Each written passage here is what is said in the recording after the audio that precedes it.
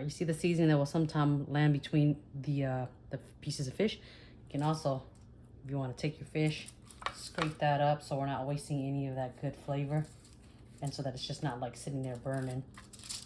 And this way you're really utilizing as much of that seasoning as possible.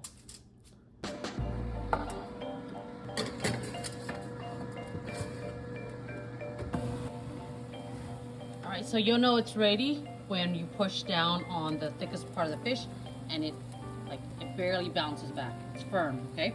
So let's take this out and let this cool.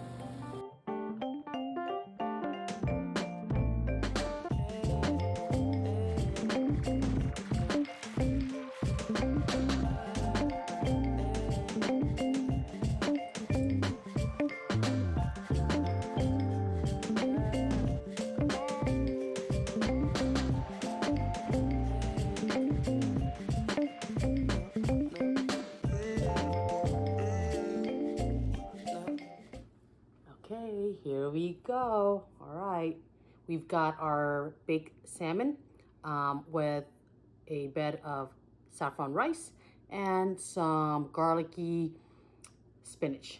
Let's give this a taste.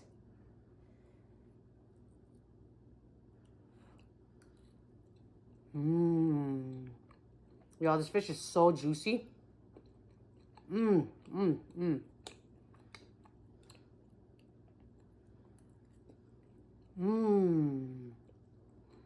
Oh man.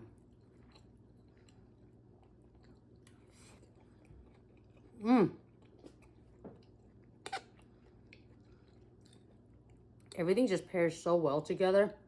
If you like lemon on your fish, you can add a little bit of lemon there. Let's take off that seed. Sometimes people like to put lemon on their spinach. Sometimes I do, sometimes I don't. It all depends on my mood. But this fish is so flaky and juicy.